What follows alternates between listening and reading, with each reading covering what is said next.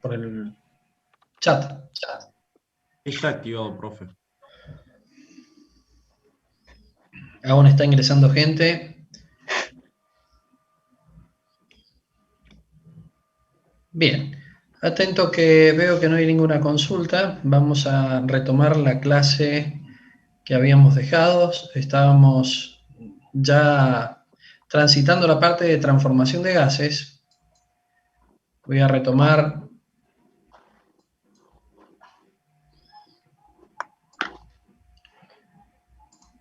la clase número 3. Habíamos dejado la clase pasada en una expresión que denominábamos la ecuación de Mayer y establece que la diferencia de calores específicos a presión y volumen constante está relacionada con la masa molecular del gas en cuestión y con la constante R, que es una constante universal de los gases, decíamos, perfectos, pero en realidad, en términos de la diferenciación que hicimos, conviene llamarlo de los gases ideales.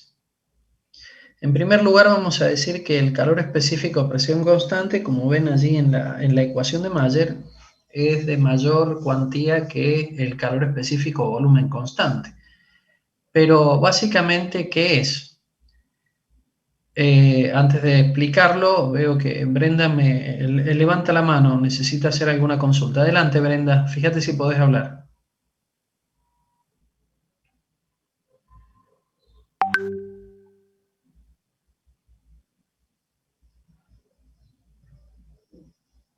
No sé si está activado el micrófono. Quizás en la función de seguridad lo he desactivado, pero si no, si tenés alguna consulta, fíjate en el chat, Brenda, si podés colocarla allí. Y si no, bueno, habrá sido de un error que se levantó la mano. Ok, seguimos. Si ustedes se acuerdan, el calor específico era la cantidad de calor que nosotros necesitamos consumir o entregar para elevar en 1 grado Celsius la temperatura de la unidad de masa. Por ejemplo, el calor específico del agua vale 1 caloría por grado Celsius. Físicamente, ¿qué significa? Que si nosotros tenemos 1 gramo masa de agua, 1 gramo masa de agua, y queremos elevar su temperatura en 1 grado Celsius, la cantidad de calor que necesito es 1 caloría. Por eso el calor específico del agua es 1. ¿De dónde saco la expresión de calor específico? De la fórmula de calor que ya han visto seguramente con el ingeniero Pavón. El calor es igual a la cantidad M, la masa, por el calor específico por el salto térmico. Si allí despejan C, obtienen la expresión matemática que nos permite definir el calor específico. Ahora, 2 cosas voy a decir. El calor específico del agua no es constante. Nosotros lo tomamos como 1 y se lo define para una variación de temperatura, si mal no recuerdo, entre 14 y 15 grados Celsius. ¿Por qué es esto? Porque el calor específico de una sustancia, en este caso del agua que estamos hablando, que no es un gas, es un fluido,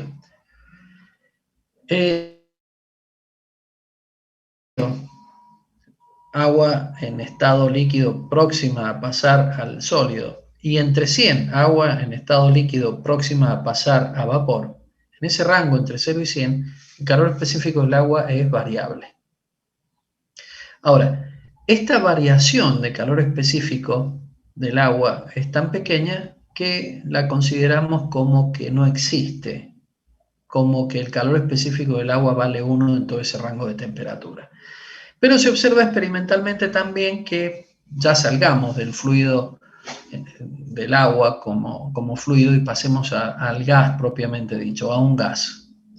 Se observa que los calores específicos dependerán de si los procesos que hacen evolucionar ese gas son procesos a presión constante o a volumen constante. Es decir, la cantidad de energía que yo necesito para que la unidad de masa cambie su temperatura en 1 grado Celsius Es muy diferente si la transformación o el proceso lo hacemos a volumen constante o a presión constante. Son calores específicos diferentes, son cantidades de energías diferentes. Pero también experimentalmente se observa que la diferencia entre esas cantidades de energía puesta en juego a presión y volumen constante siempre es constante y está relacionado con la masa molecular del gas considerado y la constante universal de los gases ideales. Esta es la ecuación de Mayer y un poquito más adelante la vamos a deducir. Entonces, de la ecuación general de estado, también lo veíamos la clase pasada, nosotros podemos llegar a una expresión que nos define la densidad en términos de la presión y temperatura. Y esta fórmula es importante porque pone de manifiesto las hipótesis de partida que usamos para el tratamiento de los gases ideales. Decíamos, nosotros podemos encontrar una ecuación constitutiva del gas, o sea, una ecuación que vincule a las variables termodinámicas, presión, temperatura y volumen, una formulación matemática que vincule las coordenadas termodinámicas, eso es la ecuación constitutiva. Podemos decir encontrar esa ecuación constitutiva bajo ciertas condiciones particulares, o sea, presiones que no sean muy altas. ¿Por qué? Para que el gas no se licúe, y temperaturas que sean suficientemente altas, es decir, gases a alta energía. Y esto es lo que da lugar a la definición de gas ideal, y acá puse O perfecto. Ya lo aclaré la semana pasada. Estaría mal esto, decir gas ideal o perfecto. ¿Pero por qué lo puse así? Porque los libros toman como sinónimo el hecho de hablar del gas ideal o del gas perfecto. Y nosotros no lo hemos hecho de esa manera. Recordamos un poquito lo que ya hemos hablado. Para nosotros el gas perfecto es aquel que puede comprimirse, o sea, es compresible, pero no tiene viscosidad. Y el gas ideal, al igual que el perfecto, carece de viscosidad, no es viscoso, pero tampoco se puede comprimir. Entonces los libros, en general, ustedes van a escuchar o van a leer que hablan de los gases perfectos, sepan que están refiriéndose a aquellos gases que cumplen con esta condición, o sea, gases donde evolucionan con diferencias de presiones no muy altas, presiones bajas básicamente, y con temperaturas elevadas. Aún así, el aire de la atmósfera, a pesar de estas condiciones, puede ser perfectamente modelado, definido con esta ecuación general de estado.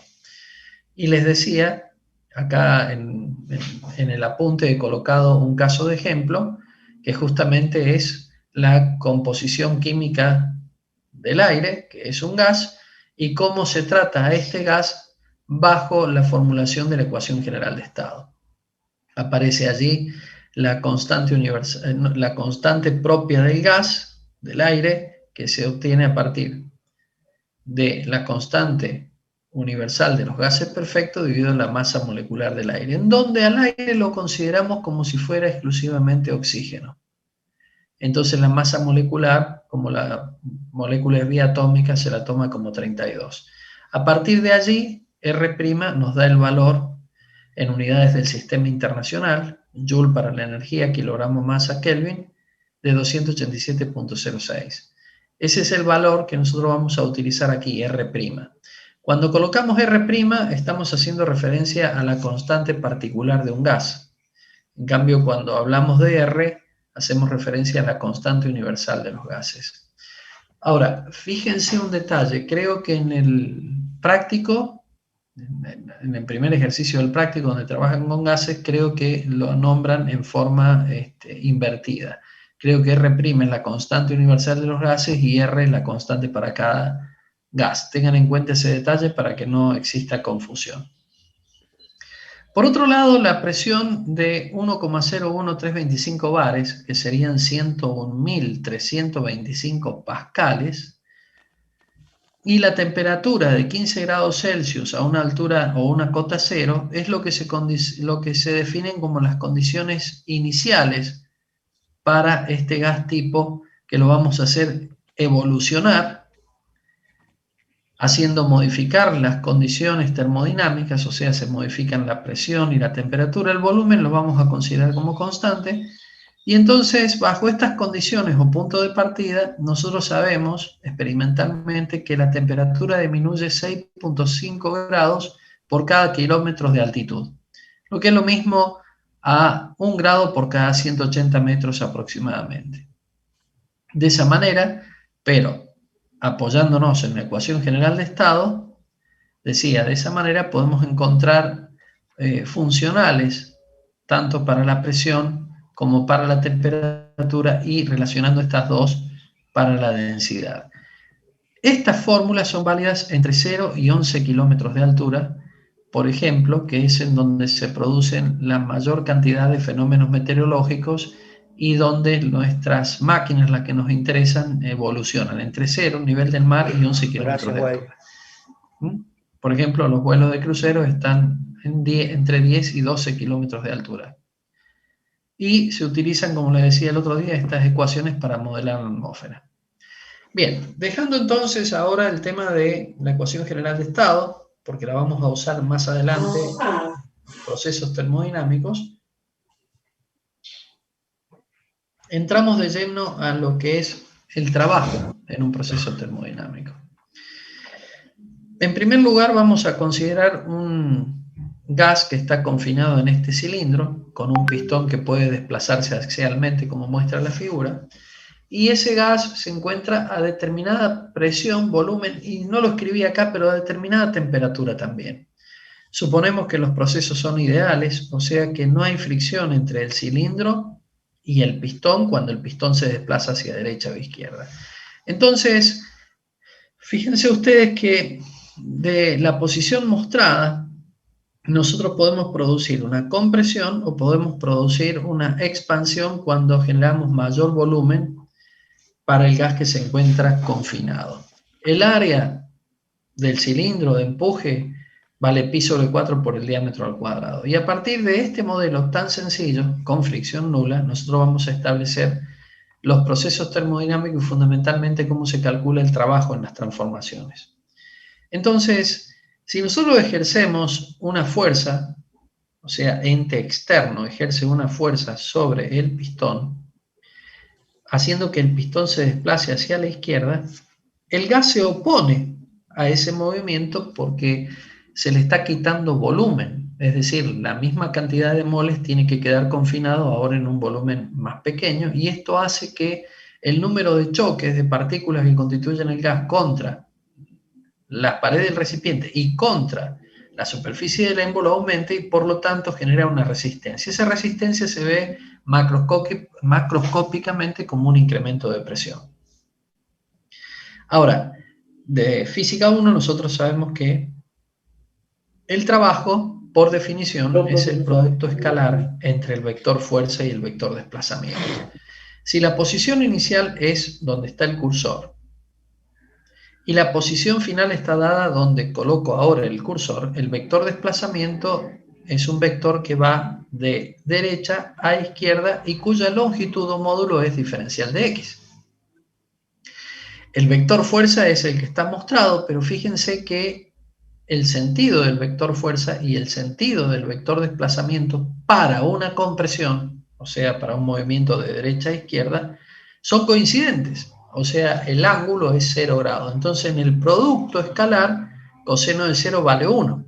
Por lo tanto, el trabajo, por definición de producto escalar, es el módulo de F por el módulo del desplazamiento, que en este caso es la longitud diferencial de X, por el coseno del ángulo comprendido, que como dije vale 1. Por lo tanto, el trabajo nos queda igual a F por diferencial de X.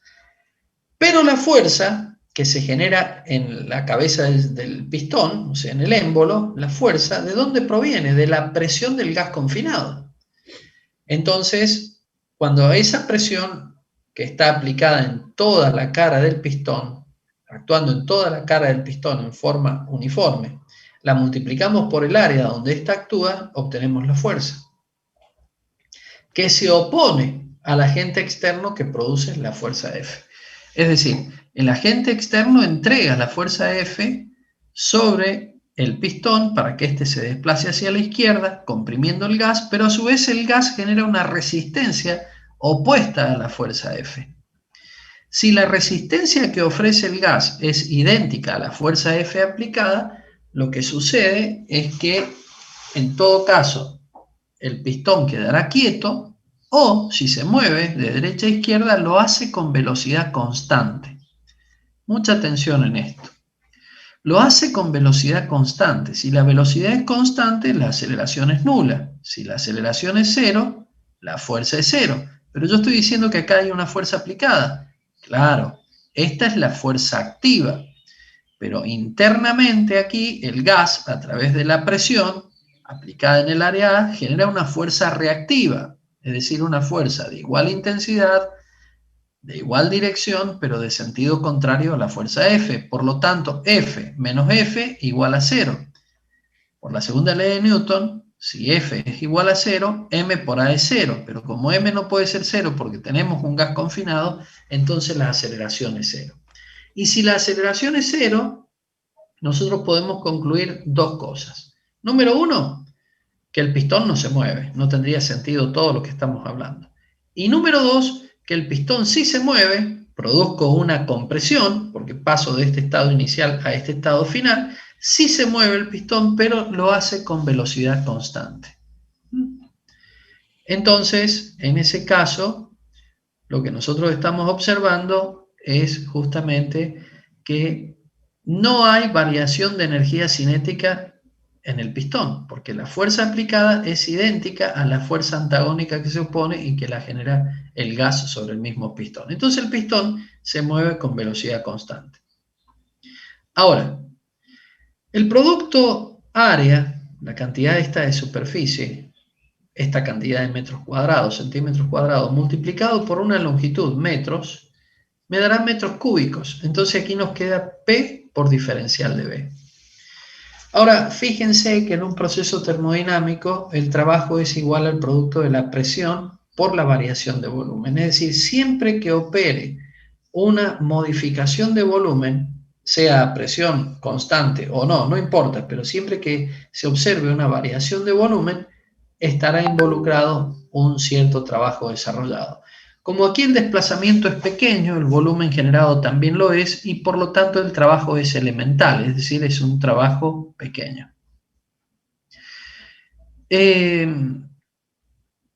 Quisiera que tomen nota de lo siguiente. Si despejo de esta expresión diferencial de W, trabajo elemental igual a presión por diferencial de volumen, decía, si despejo la presión, me queda que presión es igual a diferencial W sobre diferencial de B. Escríbanlo a eso. Ahora, lo digo despacio. Diferencial W, trabajo, en el sistema internacional tiene por unidad Joule, es decir, Newton por metro. Dividido, porque paso el diferencial de B en el denominador a la izquierda, dividido diferencial de B, Newton metro dividido en metros cúbicos, que es diferencial de B, el resultado, simplificando, nos queda Newton sobre metros cuadrados. Lógico, porque al despejar la presión, nos queda diferencial de B, de W sobre diferencial de B, y esto es pascales, o sea, Newton sobre metros cuadrados. Pero lo que quiero resaltar es lo siguiente.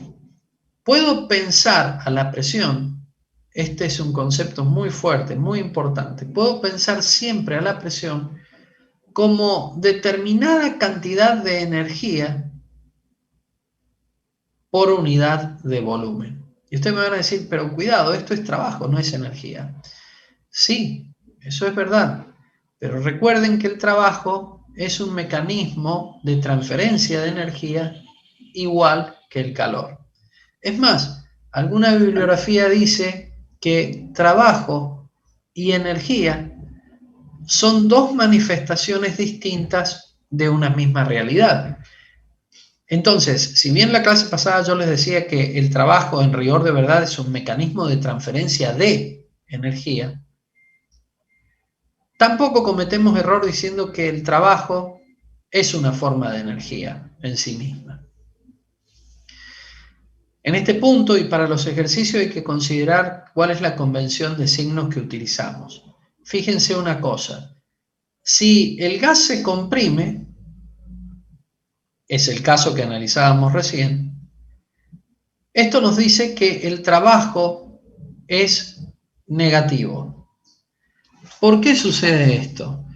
Porque la variación de volumen es volumen final menos volumen inicial. Fíjense el dibujo. El volumen final, minuendo, es de menor cuantía que el volumen inicial, sustrayendo. Entonces, BF menos BI, delta B, es negativo. Y como P por delta B es el trabajo es negativo. ¿Y cuándo este trabajo es negativo? Estoy hablando cuando genero una compresión. Si el gas se comprime, el trabajo es negativo. Ahora, cuidado con esto. Estamos hablando del trabajo del gas, no del agente externo que produce ese trabajo. Porque las fuerzas de presión que genera el gas, aquí está la distribución de presiones uniforme, la resultante de estas fuerzas apunta hacia la derecha y el desplazamiento apunta hacia la izquierda. Entonces el ángulo es 180 grados y el trabajo es negativo. Y de allí que en una compresión vamos a considerar para el gas un trabajo negativo. Lógicamente, el agente externo produce trabajo positivo, porque la fuerza F tiene el mismo sentido que el desplazamiento. Pero ese trabajo, ¿sí?, lo va a desarrollar sobre el gas.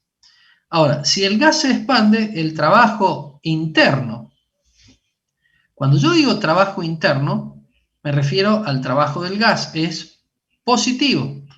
Porque, ¿qué pasa? Cuando el gas se expande, el gas está ejerciendo una fuerza sobre el pistón hacia la derecha y el desplazamiento es hacia la derecha, el ángulo es 0 grados, coseno de 0 vale 1 y el trabajo es positivo. En una expansión del gas, el trabajo, ¿pero qué trabajo? El trabajo que hace el gas, por eso digo trabajo interno, el trabajo del gas es positivo. En una compresión, el trabajo del gas es negativo. Y acá dice trabajo EXT, trabajo exterior, o sea, el trabajo que el gas hace contra el exterior es negativo. Recuerden, por favor, para poder tener en cuenta esta convención de signos, que nosotros estamos evaluando el trabajo en procesos termodinámicos, el estado de un sistema. ¿Cuál es el sistema aquí? El gas, que tiene ciertas coordenadas de presión, temperatura y volumen. Entonces, cuando nosotros hablamos del trabajo desarrollado, estamos concentrados en el trabajo que hace el gas. Es decir, cuando yo quiero comprimir a este gas, no me concentro en el trabajo que está haciendo el agente externo, ni en lo que él gasta. No me importa eso. Lo que tomo en cuenta es el trabajo del sistema, del gas. En este caso, en una compresión, el trabajo es negativo porque el gas genera fuerzas, cuyo origen es la presión, que se opone a esta compresión. De hecho, un fluido, en ingeniería, un fluido, sea un gas, sea un líquido, como el aceite o el agua que está confinado en un recipiente a presión, tiene la capacidad de producir trabajo. Por ejemplo, si a este pistón nosotros lo destrabamos y esto está confinado a altísima presión, esa presión hará que el pistón salga disparado rápidamente hacia la derecha. Entonces, aquí el gas ejerce fuerza hacia la derecha, el desplazamiento es hacia la derecha, se produce entonces una expansión gracias a la presión interna que tenía el gas, pero el trabajo es positivo, que es lo que dice acá el punto número 2. Ahora, ¿qué pasa si no tenemos variación de volumen? Y bueno, pasa todo lo contrario a lo que estamos hablando recién. No hay ni compresión ni expansión. Pero como el trabajo depende sí o sí de una variación de volumen, si esta es nula, el trabajo es cero. O sea, en los procesos termodinámicos donde no haya variación de volumen, o sea, estamos hablando de un proceso isocórico, el volumen permanece constante, en ese caso no hay trabajo termodinámico del gas. Habrán otras cosas, sucederán otras cosas, pero no hay trabajo. Ahora, de la ecuación esta, donde tenemos la expresión del trabajo elemental como P por diferencial de B, sumando estos trabajos elementales podemos llegar al trabajo total. Y esa suma en el límite se convierte en una integral entre el volumen inicial y el volumen final. Aquí en esta expresión, por favor, si la tienen ya impresa ustedes, falta un signo menos aquí adelante. Creo que un poco más adelante hablo de eso. Para resolver la integral es necesario conocer cómo cambia la presión en función del volumen. O dicho en otros términos, es necesario conocer si la presión se mantiene constante o se modifica. Porque si la presión es constante, entonces esta presión la puedo sacar fuera del signo integral y la integral se resuelve de una manera muy sencilla porque se reduce la variación de volumen. Y si la presión y el volumen lo conocemos, en todo momento, entonces podemos obtener una función que los relaciona. Por ejemplo, este diagrama de Clapeyron, que relaciona presión con volumen a través, por ejemplo, de una isoterma a temperatura constante. Bueno, a ver, me están por hacer una pregunta. Agustín, levantaste la mano, te escucho. Sí, profe, perdón. Le quería consultar, el signo menos Agustín, que tenías acá una abajo... pregunta, no sé si me estás escuchando. Hola. Si no podés activar el micrófono, por favor decímelo por el chat. A ver. Profe, sí lo ve. Por eso, gracias por avisarme, Agustina. A ver, esperen un poquito porque necesito activar. A ver ahora, por favor.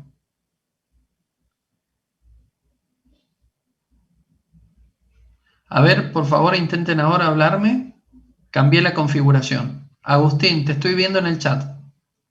No, lo acabo de hacer. Lo acabo de activar. A ver, vamos de nuevo. Proba ahora. Profe. Te estoy viendo en el chat, Agustín. ¿Podés hablar?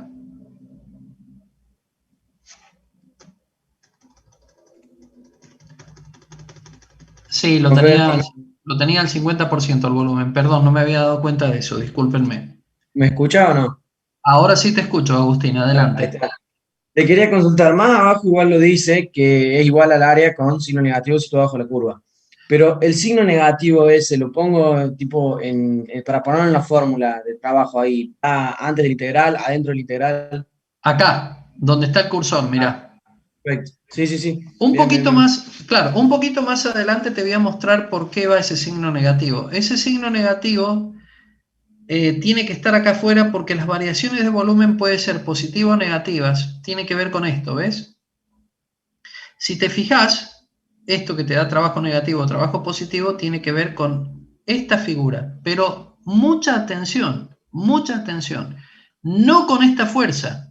Porque esta fuerza representa al agente externo que va a producir, digamos, en este caso, el empuje del pistón hacia la izquierda para comprimir. Nosotros tenemos que concentrarnos en el trabajo que realiza este gas. Acuérdense de eso, este gas. Entonces, por ejemplo, en una compresión, ¿qué pasa, Agustín? El volumen inicial es más grande que el volumen final, si no, no sería una compresión. ¿Me explico? Sí. Bueno, si el volumen inicial es más grande que el volumen final, el delta B, que es BF menos B0, es negativo. Porque BF es más pequeño que B0. Entonces la diferencia es negativa. Por lo tanto, el producto P por B es negativo. ¿Se dan cuenta? Del trabajo del gas. Sí, creo que más adelante lo decía. Acá está, el trabajo realizado sobre un gas, guarda acá que estoy cambiando el sujeto, el trabajo realizado sobre un gas. Ya no estoy hablando del trabajo del gas, sino el que yo hago sobre un gas. En un proceso cuasiestático significa un proceso muy lento. Que lo lleves desde el estado inicial a un estado final es igual al área con signo negativo, situado bajo la curva del diagrama presión por volumen. Obviamente, esto entre un estado inicial y un estado final. ¿Estamos?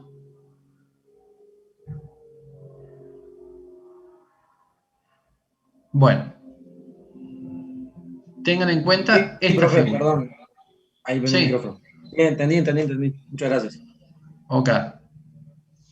Ahora, estas tres figuras lo único que tratan de mostrarle a ustedes es que los procesos no necesariamente en un diagrama de Clapeyron tiene que tener esta forma de isoterma. En realidad yo puedo tener procesos cualesquiera. Una compresión, como decíamos, a presión constante, o una compresión, perdón, o un cambio de estado a volumen constante isocórico, o un cambio de estado isotérmico. Esta sería una curva a temperatura constante. Aquí paso del estado inicial al final en dos etapas, en un proceso isocórico y luego un proceso isobárico. Y aquí al revés, isobárico primero, isocórico después. Pero estas curvas lo único que muestran es a título informativo de que los pasajes del estado inicial al final no necesariamente tienen que ser de esta forma siempre, pueden ser cualesquiera o combinaciones de ellos. Bueno, esta tabla que coloqué al final del apunte 3 solamente es para que la puedan utilizar en el trabajo práctico con Pavón. Vamos a la clase número 4. Llegamos así a tener las condiciones o los conocimientos necesarios para establecer lo que es el primer principio de termodinámica. El primer principio de termodinámica relaciona, o ley 1, primera ley de la termodinámica, relaciona al trabajo, el calor y la energía interna. Fíjense que hasta acá hemos venido hablando de estos tres conceptos, energía interna, calor y trabajo, pero ¿cómo se relacionan entre sí? Bueno, se relacionan a través de la primera ley de termodinámica. Ahora le pregunto yo al curso, antes de explicarla, lo siguiente. ¿Cuál es la ley 0 de la termodinámica? Porque la termodinámica tiene tres principios o leyes. Primera, segunda y tercera ley termodinámica. Pero hay una cuarta ley. Perdón, interrumpí justo. ¿Cómo me decías? La conservación de la energía. No.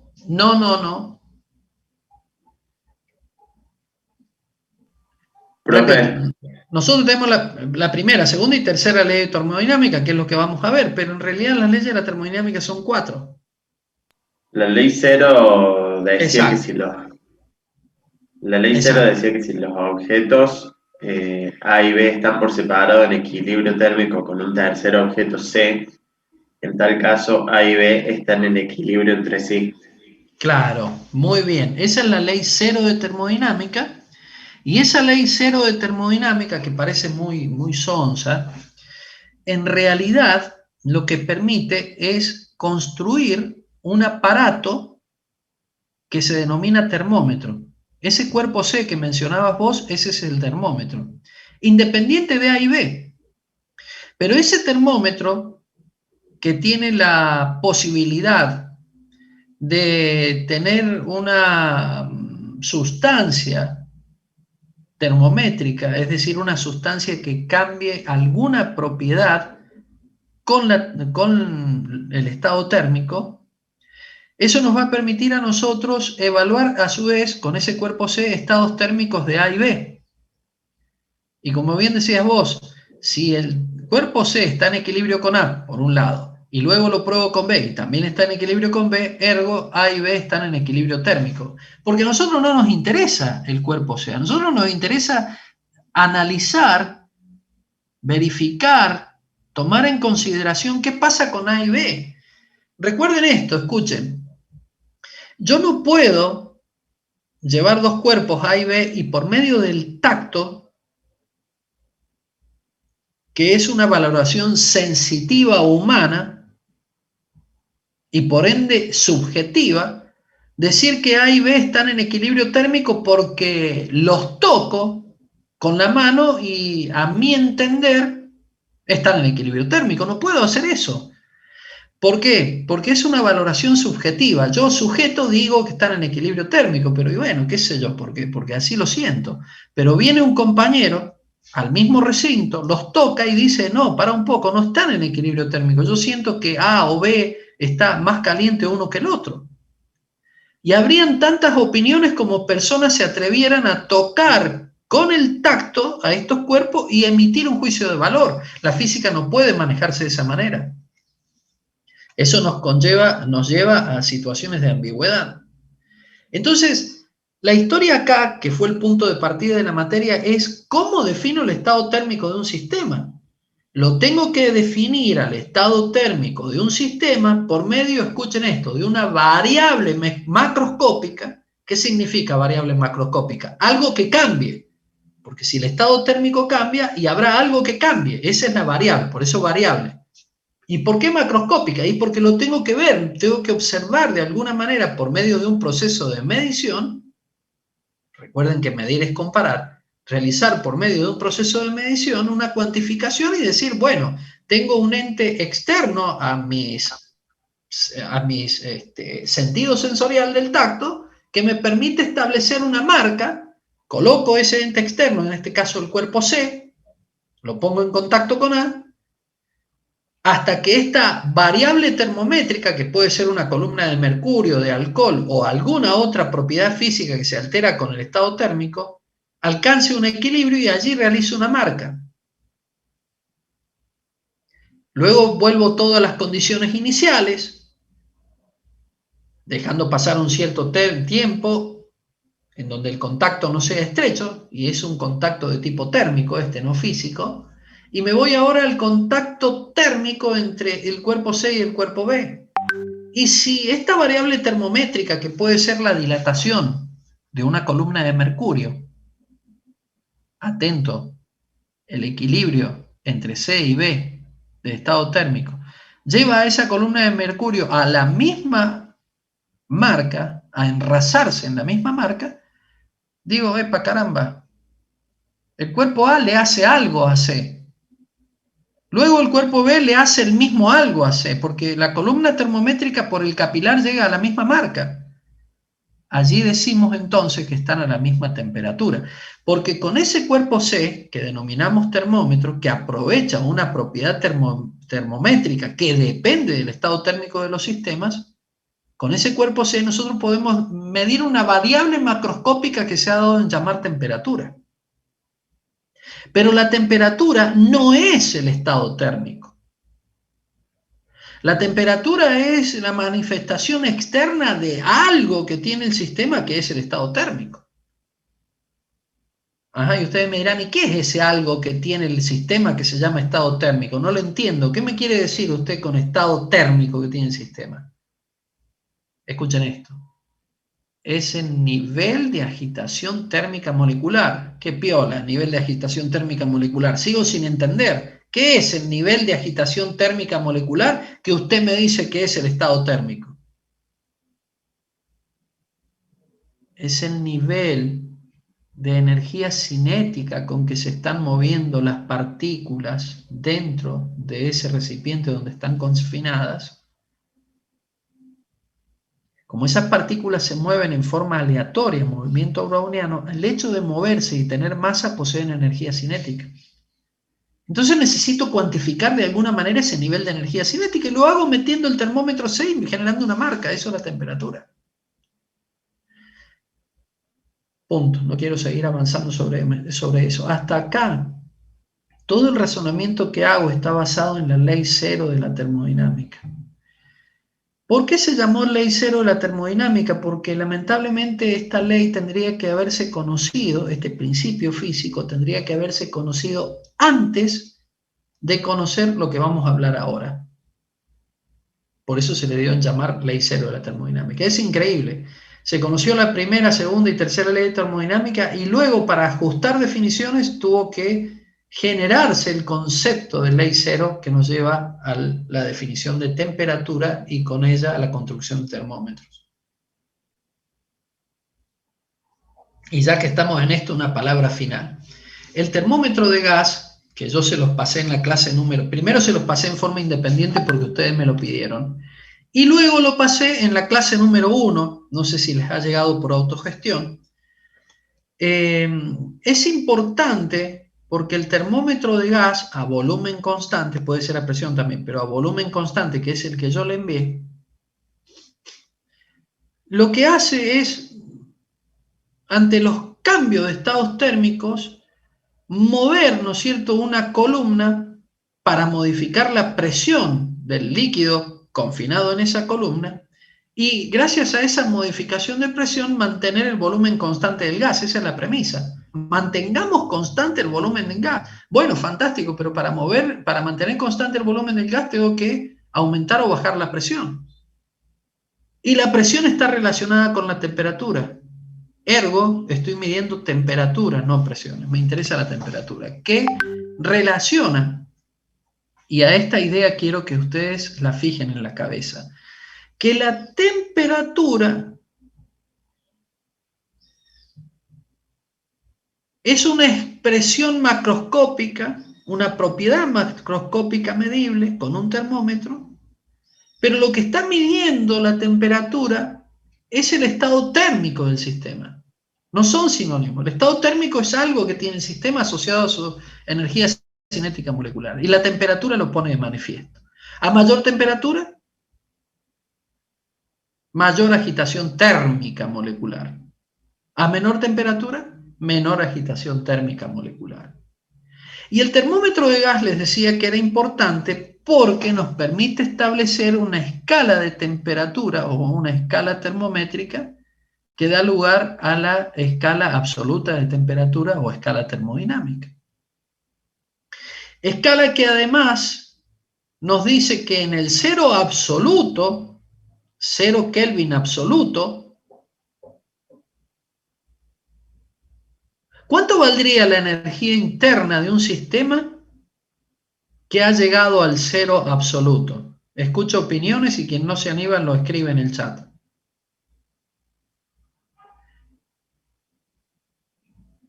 Doy una ayuda. Si la temperatura tiene que ver con la energía cinética de las moléculas, ¿qué pasa con la energía cinética de las moléculas cuando baja la temperatura? ¿Qué pasa? Y disminuye hasta y en un momento se queda quieto. Excelente, excelente. A ver, lo que usted dice lo vamos a ver en una fórmula. A ver, creo que estaba acá. ¿Qué pasa cuando la temperatura disminuye? La señorita dice, disminuye la energía cinética. Claro, esta fórmula, que lo vimos en la teoría cinética de los gases, me dice que los incrementos de temperatura van de la mano del incremento de energía cinética a través de la velocidad. Pero la pregunta mía fue la siguiente, si esta escala de temperatura es la escala absoluta o Kelvin, si llegamos al cero absoluto, ¿cuánto vale la energía cinética?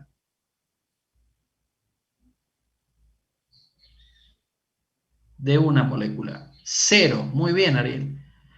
Pero si la energía cinética vale cero, porque B vale cero, a causa que T vale cero y estoy en el cero absoluto, eso significa que las partículas que constituyen el gas quedarían todas quietas en una posición fija. Si nosotros pudiéramos ver, entre comillas, no lo podemos hacer, pero si pudiéramos ver las partículas dentro de este cilindro, veríamos puntos suspendidos en el espacio absolutamente quieto. ¿Eso es viable? Es imposible. De allí la imposibilidad de acceder al cero absoluto. Y esa es otra ley de la termodinámica. Porque en el cero absoluto cesa todo tipo de actividad. Y viola el principio de conservación de la energía, porque en el cero absoluto no existiría energía, no habría movimiento alguno. Ese es el principio de inaccesibilidad al cero absoluto. Porque en el cero absoluto, T igual 0, Kelvin, un medio de mv cuadrado, V tiene que ser 0. Y si V es 0, la partícula está quietita. Y si está quietita no hay energía. Y si no hay energía la hemos destruido. Pero el principio de conservación de la energía dice que esta no se puede crear, la energía. Pero tampoco la puedo destruir. La energía es algo que existe en el universo, anterior a nosotros, pero no la podemos crear ni destruir, solamente se puede transformar de una en otra forma. Ahora sí, habiendo hecho un pequeño repaso de las clases anteriores, el primer principio o primera ley de termodinámica relaciona la energía interna con el calor y el trabajo. Quiero resaltar algo que les va a ser útil en los ejercicios. Si ustedes se fijan, el calor lo pongo entre paréntesis y el trabajo lo coloco entre paréntesis para resaltar que este signo menos siempre es menos. Este es el signo de la operación matemática que vincula el calor con el trabajo. Pero el trabajo puede ser, dentro del paréntesis, positivo o negativo, como vimos recién. El calor puede ser positivo o negativo. Por ejemplo, miren, cuando yo caliento agua en la pava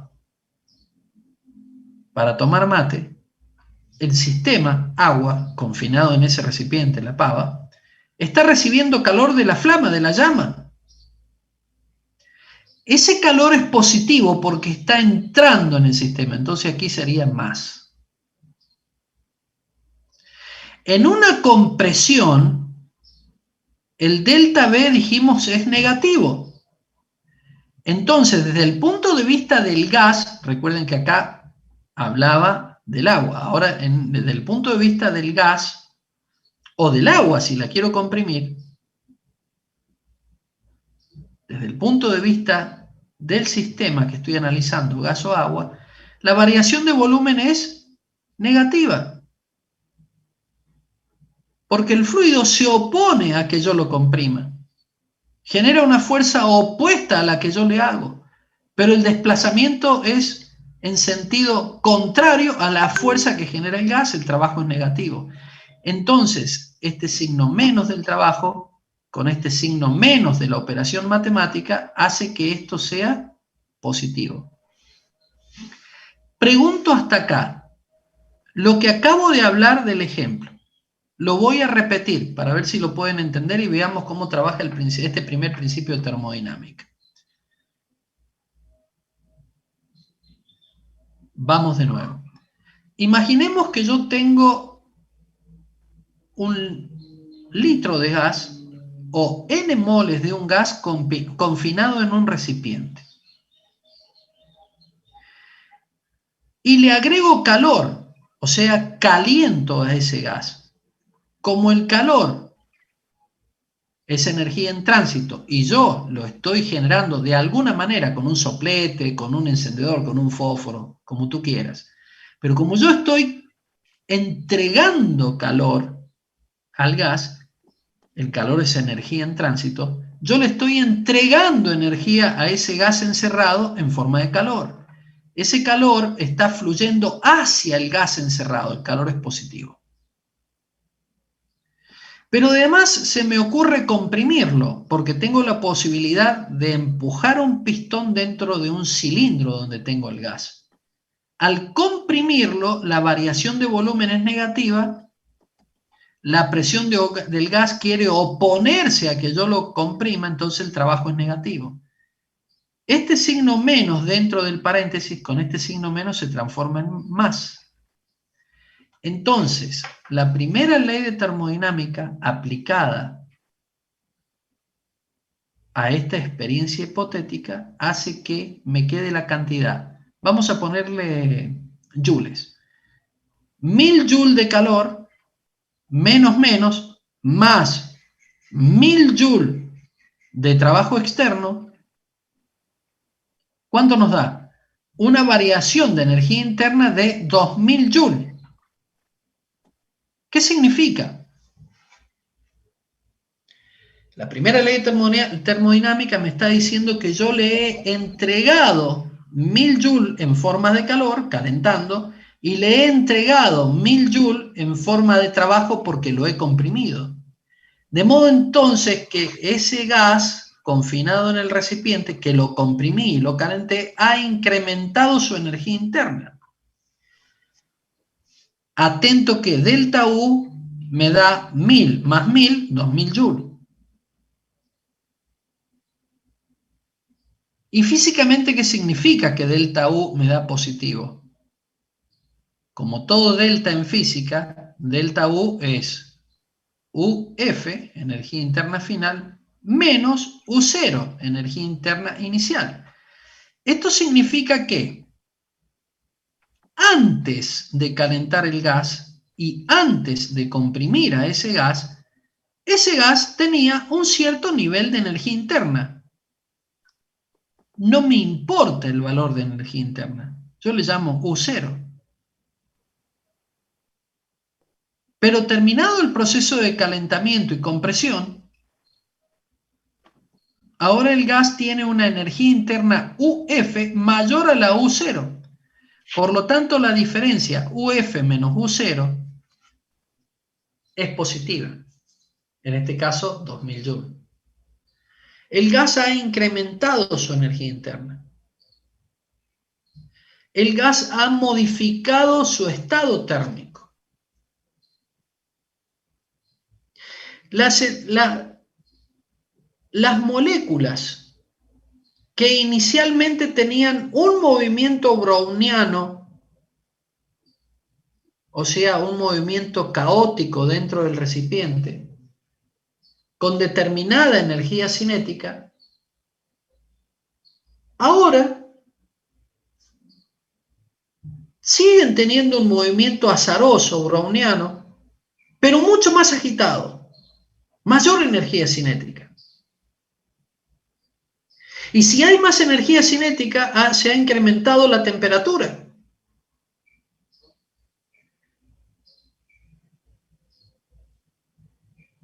Entonces, el incremento de energía interna está asociado también, en este caso, a un incremento de temperatura. Y escuchen esto, como nosotros decimos que la energía interna es la suma de la energía cinética más la potencial, y a la potencial no le damos bolilla porque es muy pequeña, y decimos entonces que la energía interna está asociada a la energía cinética molecular, y la energía cinética molecular es un medio de m por v cuadrado de cada partícula, y la teoría cinética de los gases nos dice que un medio de mv cuadrado es igual a K por T, temperatura absoluta, una constante por la temperatura absoluta, lo vimos recién. El incremento de energía cinética molecular es un indicador de incremento de temperatura absoluta. Y el incremento de temperatura es un indicador de un incremento de energía interna, delta U. Porque la energía interna de un sistema es función de estado. En este caso de la temperatura. Y ustedes me van a decir, pero profe, ¿qué es esto de función de estado? Bueno, querido, la energía interna depende del estado del sistema. En el estado inicial, U0, el sistema tiene un despelote molecular, allí andan las moléculas dando vuelta con una cierta energía cinética. Y tendrá una cierta temperatura cuando yo introduzco el termómetro y la mido. Listo. Pero si yo genero un proceso termodinámico, como dije, donde agregue calor y realice trabajo sobre el sistema, como expliqué, se incrementa la energía interna. ¿Y cómo sé que se incrementa? Y bueno, porque voy con un termómetro, mido la temperatura y ahora el valor macroscópico de temperatura es superior al anterior. Hubo un incremento de temperatura. Y si hubo un incremento de temperatura por la teoría cinética de los gases, sé que ha habido un incremento de energía cinética molecular. Y si yo pasé de un estado inicial de energía cinética molecular a un estado final de mayor energía cinética molecular, digo que ha cambiado el estado térmico del sistema. Por eso, el estado térmico de un sistema tiene que ver con el nivel de agitación térmica molecular y se pone de manifiesto a través de una medición que realizamos con un aparato llamado termómetro que pone de manifiesto una propiedad macroscópica del sistema que es la temperatura.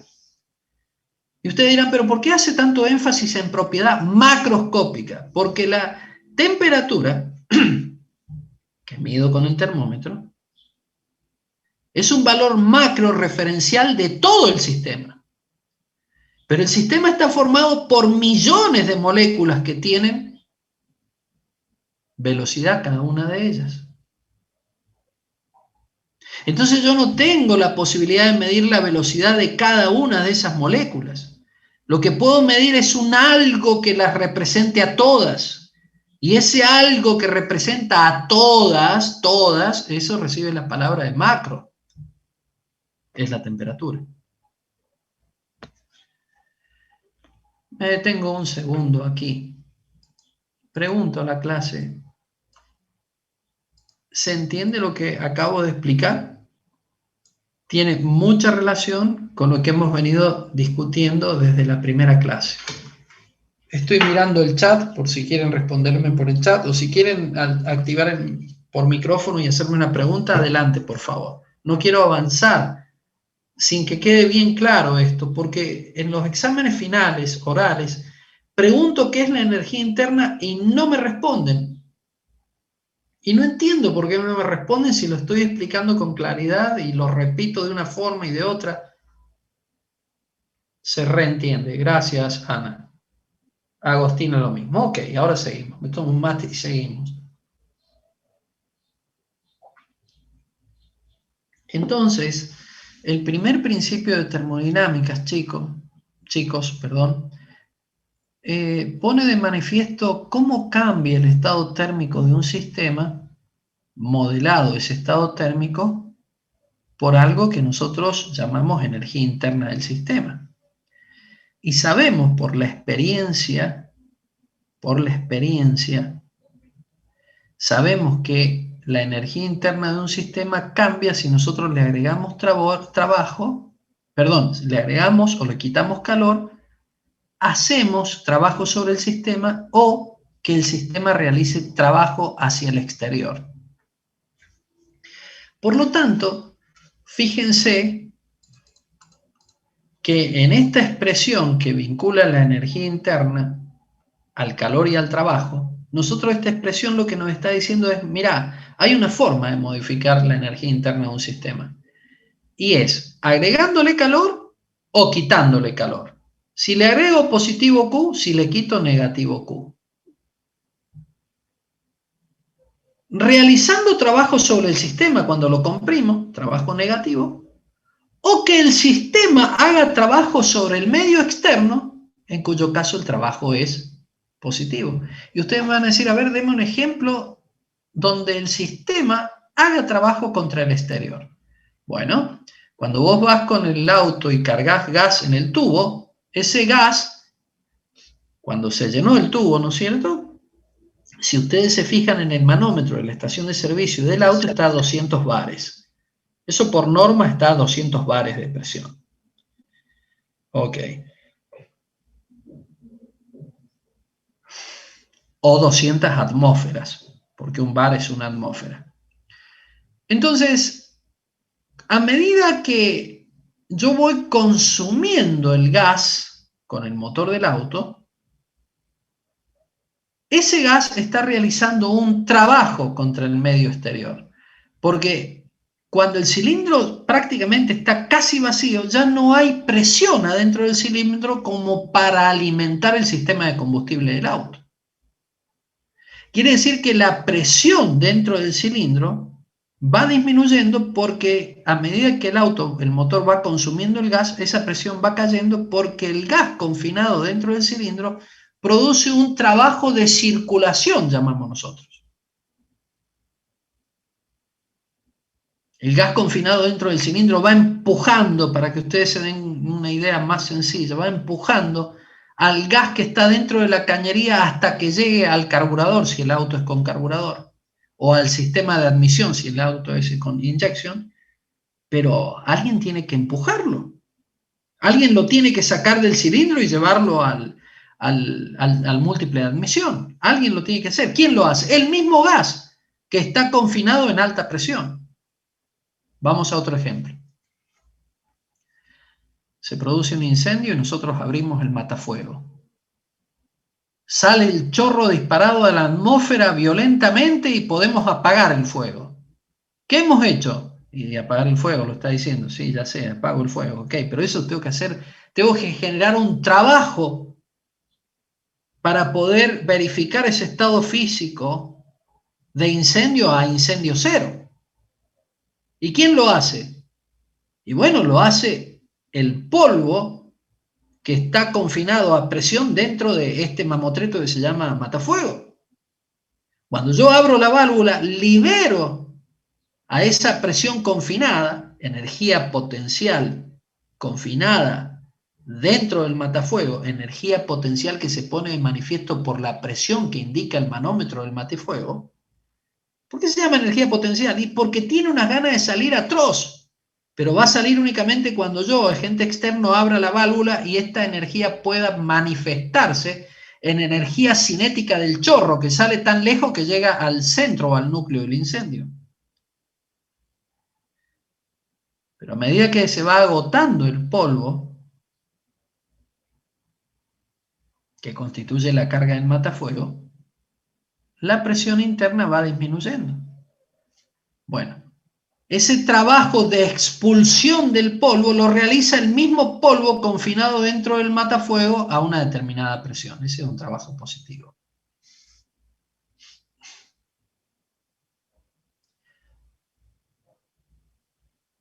Ahora, supongamos que antes que salga, digamos, el último remanente de gas del cilindro del auto o del polvo del matafuego, nosotros cerramos ambas válvulas. Quedará, como dije, un remanente de gas o un remanente de polvo. Vamos al cilindro de gas. Queda un remanente de gas, o sea, queda una porción de gas, queda un poquitito de gas, queda casi nada de gas. Pero esa pequeña cantidad de moles de gas que quedó confinado en el cilindro porque cerré la válvula, dicen las moléculas, che, acá está piola, porque antes estábamos reapretadas y ahora tenemos todo este cilindro para nosotras solas.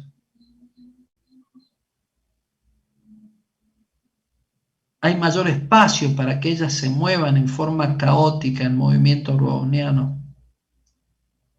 Hay menor cantidad de choques entre ellas, entre sí, y de ellas con las paredes del recipiente. Hay menor transferencia de cantidad de movimiento entre ellas y de ellas hacia las paredes del recipiente. Y la transferencia de cantidad de movimiento por unidad de área es la presión. Como conclusión, hay menor presión dentro del cilindro porque la presión ya ha sido liberada. Muchas moléculas salieron de gas, ya se consumieron en el motor del auto. En definitiva, hay menor energía interna. El estado térmico del sistema ahora, en este nuevo estado, valga la redundancia, es diferente al primero. Hay menor energía interna. Ahora, como la energía interna es UF menos U0, me refiero al delta U, es UF menos U0, como UF es menor a la U0 que tenía, UF menos U0 me da negativo. ¿Y qué significa un delta U negativo? Que ha habido un decremento de energía interna. Y sí, lo hemos dicho. Ha habido una disminución de energía interna para producir el trabajo de circulación del gas para que por medio del conducto que va del baúl del auto hasta el múltiple de admisión del vehículo, allá en el motor adelante, llegue ese gas para ser quemado.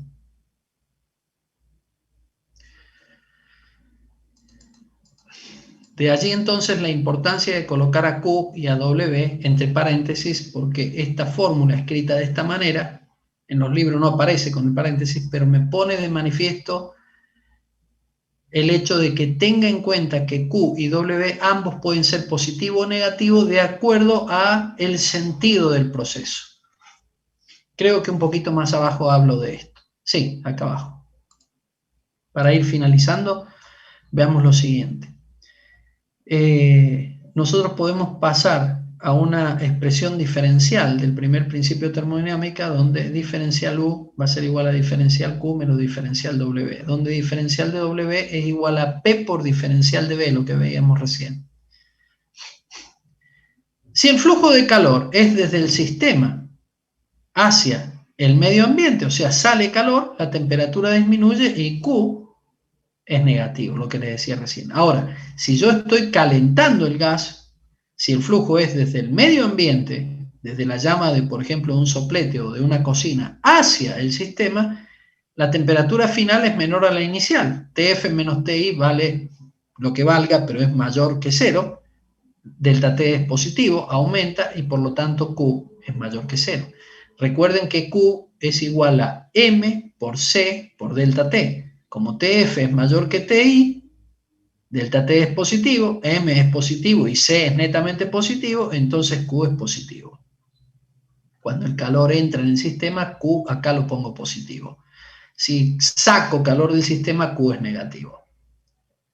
Veamos esto. Si el medio ambiente realiza trabajo sobre el sistema, o sea, yo soy el medio ambiente, yo, sujeto externo, soy el medio ambiente y voy y comprimo cierta cantidad de gas, entonces el trabajo es negativo. ¿De quién? ¿Mío? No, no me interesa el trabajo que yo hago. El trabajo del sistema, estoy hablando del sistema, es negativo. Porque la fuerza, cuyo origen está en la presión del gas, que se ejerce sobre el cilindro cuando yo lo comprimo, se opone al desplazamiento. Están a 180 grados, el vector fuerza que genera el gas respecto del desplazamiento del émbolo. Entonces el trabajo es negativo. Pero si el sistema realiza trabajo, o sea, si el gas empuja al émbolo, el émbolo sale y el gas está empujando en el mismo sentido, el ángulo es 0 grados, coseno de 0 vale 1 y el trabajo es positivo. El gas se expande, el gas mismo hace un trabajo para expandirse, el mismo se genera mayor espacio para permanecer dentro de un cilindro. Entonces, en estos dos párrafos encuentran ustedes cuáles son las convenciones de signos que utilizamos para aplicar la primera ley de termodinámica. Escriban a la primera ley de termodinámica de esta manera, no se olviden de estos dos párrafos y podrán salir por allí de algún atolladero que se provoca. Ahora, hay ciertos casos, y con esto vamos a terminar, particulares. Por ejemplo, si agregamos calor al sistema y no hay posibilidad de un émbolo que se desplace, en ningún sentido. Es un sistema, digamos, un recipiente cerrado que no tiene un pistón que se deslice. Al no haber pistón que se deslice, no hay posibilidad de variación de volumen. Y además, el recipiente es rígido, un concepto de la física, o sea, una idea que está en nuestra cabeza, y es un concepto ideal, porque no existe en la naturaleza un recipiente rígido. Un recipiente que no se deforma. Si no se deforma, no hay variación de volumen. Si delta B vale 0, diferencial de B vale 0, P por diferencial de B, P por 0 es 0, diferencial de W es 0. Entonces, si agregamos calor y no se realiza trabajo porque diferencial de B igual a 0, W es 0. Si W es 0, delta U es igual a Q. Ahora, si nosotros tenemos un recipiente que puede expandirse o comprimirse por medio de un pistón, pero las paredes del cilindro y el pistón son paredes adiabáticas, es decir, son paredes aislantes, no permiten la transferencia de calor, no permite que el calor salga del gas, ni que yo lo pueda calentar al gas. Es como un aislante. Entonces, en ese caso, las paredes adiabáticas hacen que este proceso sea adiabático, porque yo puedo expandir o comprimir el gas sin posibilidad de quitarle o agregarle calor. No tengo posibilidad de agregarle calor, tampoco de quitarle. Entonces el flujo de calor es nulo. Si me voy al primer principio de termodinámica y Q vale 0, delta U es igual a W. Entonces, la única posibilidad que tengo de producir trabajo en estas condiciones es por medio de una variación de energía interna.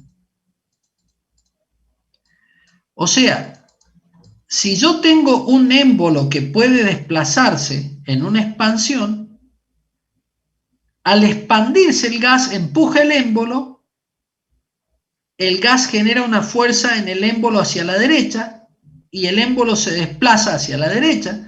Entonces, el producto escalar entre el vector fuerza y el vector desplazamiento es positivo, porque el ángulo es 0 grados.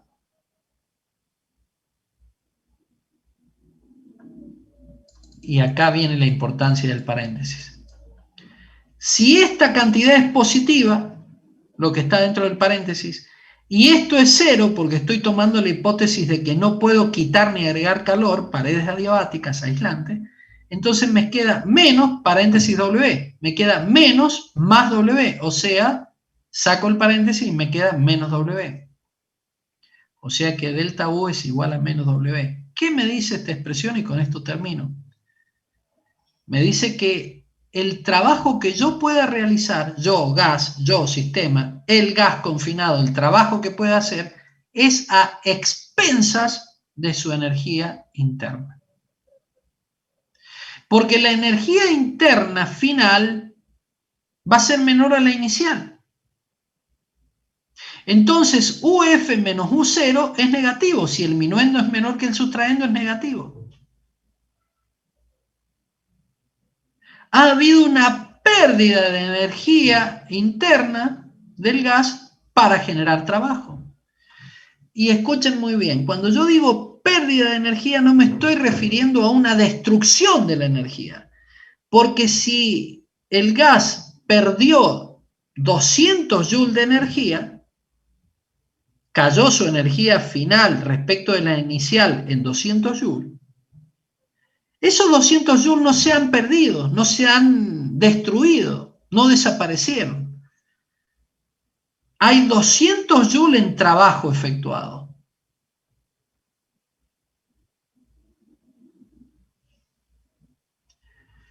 Finalmente, cuando tenemos flujo de calor y flujo de trabajo, porque el trabajo es flujo de energía, es un mecanismo de transferencia, lo venimos diciendo hace rato.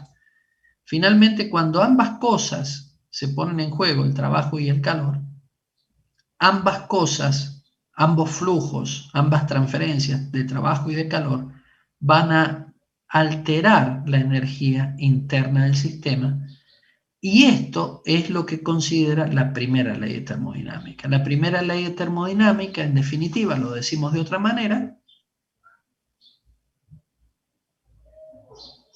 tendrá en cuenta el primer principio de la termodinámica, que es la constancia de la energía, y lo tiene en cuenta a través de las variaciones de energía interna, donde esas modificaciones de energía interna se producen gracias al flujo de calor o de trabajo desarrollado, desde el sistema hacia el exterior, o puede ser del exterior hacia el sistema. Habrá decrementos de energía interna o habrá incremento de energía interna.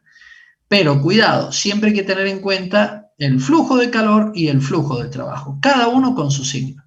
Y según sea la cuantía de uno o de otro término, del minuendo o del sustraendo, pues el resultado será para la energía interna positivo, negativo o nulo. Y de esto es lo que tratan los distintos problemas que van resolviendo ustedes con el ingeniero Pavón. Bueno, vamos a dejar aquí. Yo he venido despacio en estas unidades porque son muy, muy importantes para la resolución de ejercicios y para lo que sería el examen final. La clase que viene voy a terminar con la unidad número 4 y daré la introducción de la 5. Muy bien, ya estamos 10 y 10, los voy a dejar descansar porque empieza la clase con el ingeniero Pavón. Nos estaremos viendo, si Dios quiere, el lunes a las 8:30. Sí, adelante. ¿Cómo está? Disculpe, ¿puede subir el PDF de la clase 5 para ir avanzando con la toma de notas? ¿No lo subiste? Ah, perdón, no revisé, Bueno, supuse que no lo había subido. Bueno, no te preocupes, no te preocupes, hagamos una cosa, lo mando de nuevo, lo cargo por autogestión, ¿puede ser? Dale, por favor. Porque no estoy en WhatsApp, le llega bien por autogestión a todo, ¿no? Sí, ya lo veo. Sí, Listo, entonces, ¿saben qué? Ahora mismo salgo de la clase y se los estoy enviando por autogestión, ¿puede ser? Bueno, La clase que viene... Vale, profe, muchas gracias. de nada, para la clase que viene, este ejemplo mírenlo solitos ustedes. Yo voy a arrancar acá en aplicación de la primera ley en las transformaciones, que prácticamente es lo que estuve hablando ahora en lenguaje coloquial. Ahora lo vamos a ver en curso.